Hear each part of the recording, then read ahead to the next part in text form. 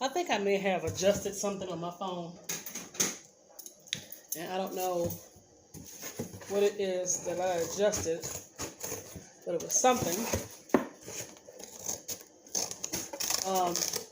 that I adjusted. Sorry, the box is in your face. I'm trying to copy this, so I just got an empty box. I'm making me a trash can for my car. I know you're probably thinking, why don't you go make one? But the one I want, I can't find. And when I found something close to it, they wanted $10, and we're not doing that. So yeah, no. That's painter's tape I got to the bottom. And you know, Dollar Tree tape ain't the best. Just got back in the house probably 10-15 minutes ago. Went to the health food store and bought some items. I bought it in bulk. Kind of get me started on my journey. Posted a video order today. You can check that out if you want to. If not, that's fine.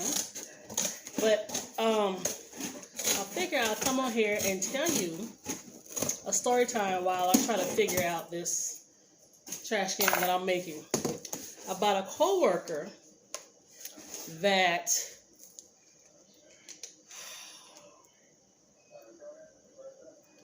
was messing with a married man. His wife and kids knew about it. She said that wasn't her problem, that he was married and that they knew. And she did everything for this man. Now, I don't know the dynamics between the man and his wife, or what the dynamics was between this man and his wife. But all I know was, old girl was after this man for years. She's the type of chick where she can't be by herself. And if she wants a man, regardless of what he got going on, she gonna get him. And she ain't gonna stop. So evidently, this is before I met her, this man and his wife was not on good terms, and this man was a trip. Like, he was, you know what, and he had no respect for her. He used her, treated her bad, and she loved him. Oh my God, she loved this man.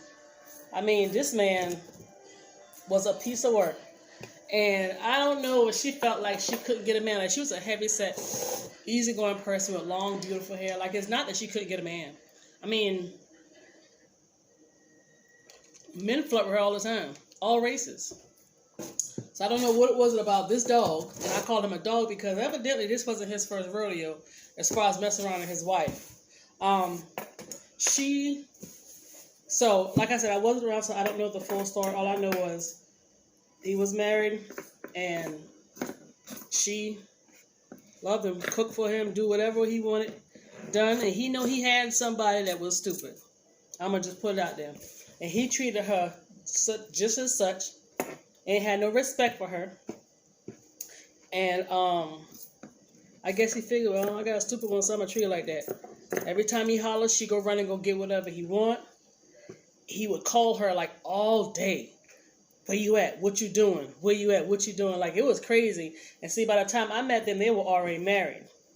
And you could just see the dog in him. And you could tell that he wasn't still on the up and up as far as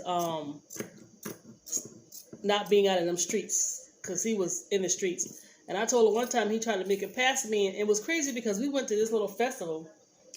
And he was sitting there fussing like he would just go off on her in public. And she'll be like, no, you know, it's trying to be calming him down and laughing it off. Girl, I think something wrong. I really think something's wrong with her. And then he was like, you don't care about me. And then she went to the bathroom, and me and him was outside just having a natural conversation. And he was like, you know, she don't care about me. You know, I think you care about me. Or something he said. And I was like, and for a while I didn't want to tell her, but I told her, and she told him. And I don't know whatever came of it. She never acted funny toward me. And she never, I don't think she ever said what he said, you know. So, yeah, all this time, she didn't like crap. He didn't want nobody to the house, you know, coming over. Because they had people that was single and was in relationships that would come over and hang out with them because they used to always drink and always cook. So they had that crowd of people. Like, that's just how they was. And he was living in her house, and she catering to him, and this man was an evil something. Oh, he was an evil, nasty mug. Ooh, this thing was a trip. But you know, it is what it is. Let me put you on hold and grab this pot. All right. So I don't know what kind of hoodoo or voodoo or hoo-hoo he had on her, but this man used to embarrass her in public. Just always do her so wrong. And something happened. He had his wife died. I don't know how long they've been together before the wife died, but he had a house, but the house wasn't in living condition. And he has grown kids, and he was trying to get her to leave her house that she owned, I want to say outright, to go back in the country and live in his house so he could further treat her like pure crap. Because he kept making comments, this your house, it got your name on it. So something happened where she refinanced her house, and then to do it, she had her name added to his house, or they refinanced his house or something, but she did refinance her house, and then I think she put some type of something on his house for her, if anything happened, you know, she get her money back, or she get her money back on the house or something like that. Because I remember after, yeah. So I'm not sure exactly what happened with that. So with that situation, so like I said, I used to have people come over.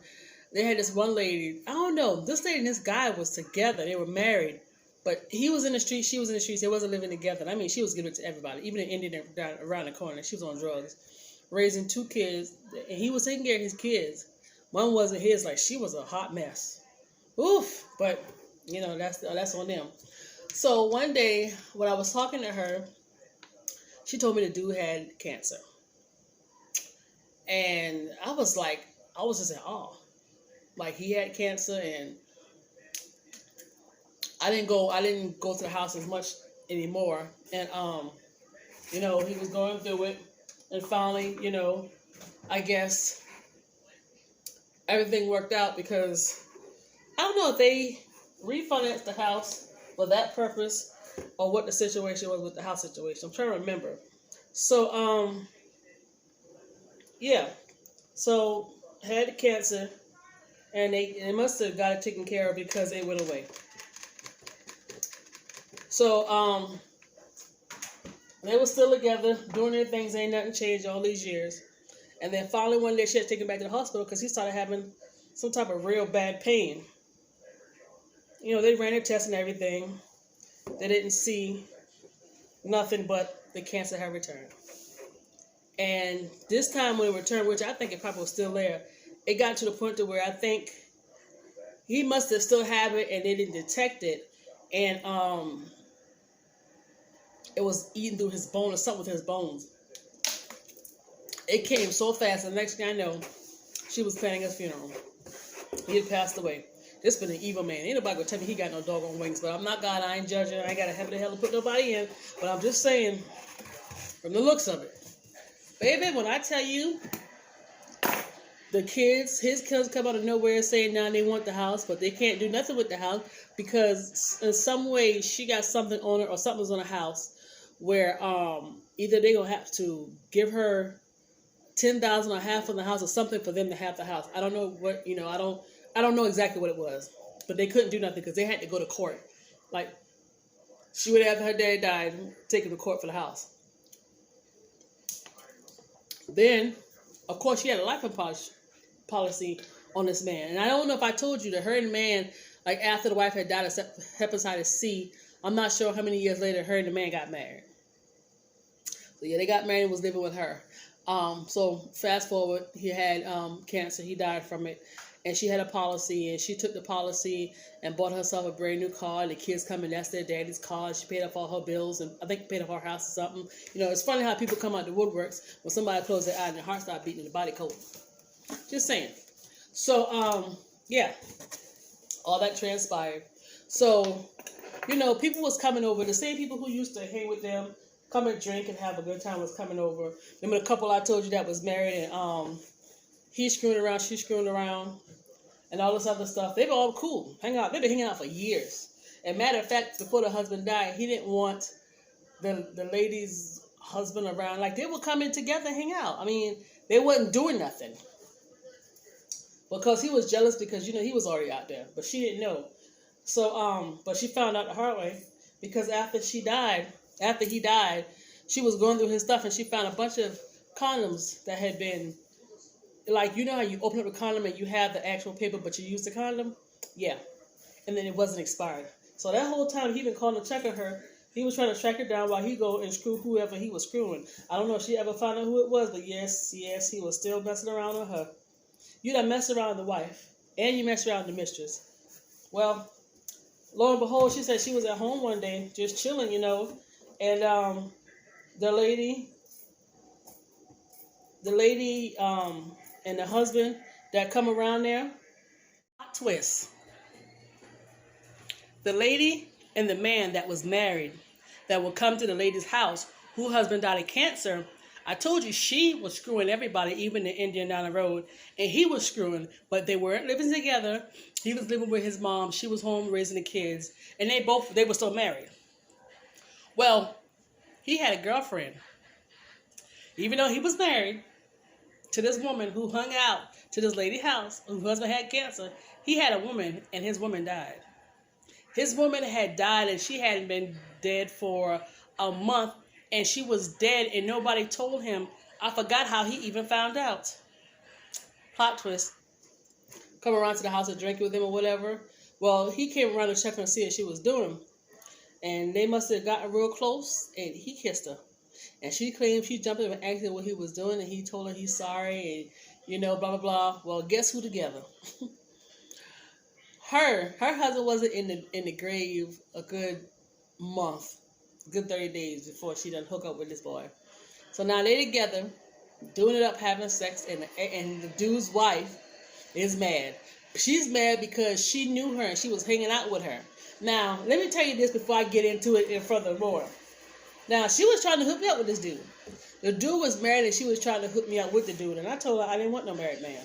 So, he been kind of acting real funny whenever I did come around, which I can care less. I don't want you, sir. So, she took him. And it's funny because it didn't bother her to do it or nothing. She didn't even say, well, since you don't want him, I'm going to take him. She just took him. She don't care. So, they're together. And so, they had to put a restraining order on the man's wife. I don't know if they're together to this very day or not. Because she came up to scratch up his truck and cursing her out because it was cool. I mean, it was just a hot mess. So her and the guy, he's trying to get the divorce from her. Still got to take care of the daughters. And then, because, they're trying to get married. They're probably married now. I don't deal with them anymore because the whole situation was just jacked up. And I was never really comfortable around that crowd of people and the stuff that went on there, which wasn't nothing bad. All that heavy drinking stuff, that's just not my thing. So, yeah, they got together and he moved in, and whenever he would go on these long trips, he worked for some type of, like a gas tanker type company where you got to have all these certifications, but it's money under the table, so he don't have no insurance or nothing. So he would go for days and days, and she would drive wherever he is, and they get a room, and they're just so in love, and he moved right on inside the house, and now his mama will come over to the house and, chill out with them and listen to gospel music at the house while they all taking those sips. I don't think the mama was drinking or whatever. But it was amazing to me. And then a lot of people stopped talking to her. They quit talking to her. But what's crazy is she don't feel she did anything wrong. She don't feel that she did anything wrong. With the first wife, she don't feel like she did nothing wrong. Now, this lady does have one adult child. And her adult child is a girl. And the girl stole from her a long time ago. Stole from her. This girl has no respect for her mom. I don't know what happened. She didn't really say that anything happened. But her daughter's in a situation where her husband is beating her. I mean, whooping her behind. Keeping her from the family. And evidently this man is doing this crap in front of the kids. And the oldest son, he got a little bit of issues going on. So there was no connection there. And she just, I don't know. But I hadn't seen them I hadn't been over there in years. Actually, I just kind of faded out with it because I don't like sometimey people. Like, we don't have to hang out all the time. We don't have to talk all the time. We probably could talk maybe 3 or 4 times out of the year and hang out once, so that's fine. But you would call me, expect me to answer the phone, but then when I call you, you don't answer the phone. Like, where they do that at? Hold on, let me get something to write with. All right, I don't know where I left off at, but yeah, I don't deal with sometimey people. So she would only chit chat when she wants to. And when I call her, she don't answer the phone. And so I gotta go this way. So yeah. And one time she called me, and I didn't answer the phone. I plan not to answer the phone. I don't do that sometimey stuff.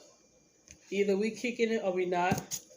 You know, she used to always ask me to come over to her house, and I told her I would, but I mean, all that drinking and all that other stuff, that's just. I mean, I ain't knocking nobody, but I've never really been that type of person anyway, to start with. So, she did call one day. No, she didn't call. She texted. She was like, you know, is this such and such phone? I didn't reply to the text.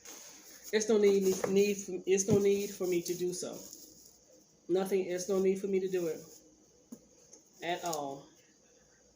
And then what's crazy was when she married the man that she was messing around with, she didn't even invite me to the wedding. Now, I'm not sorry about it. I'm not. As a matter of fact, they were only married. Man, how long were they married before he passed away?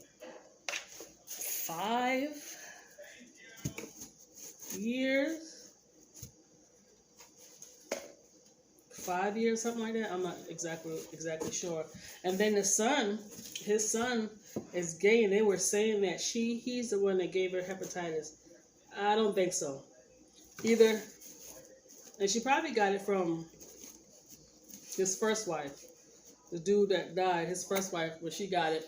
Hold on, y'all. I'm struggling right now. I'll be right back. I hope this line is straight because I'll jack something up. But yeah, so I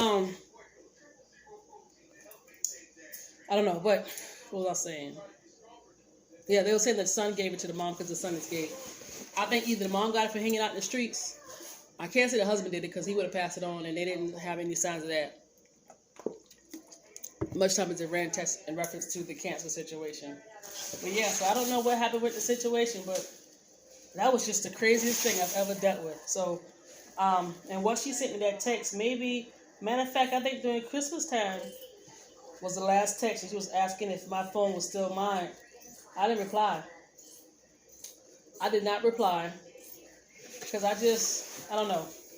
I just rather not be around the foolishness and the stuff that goes on.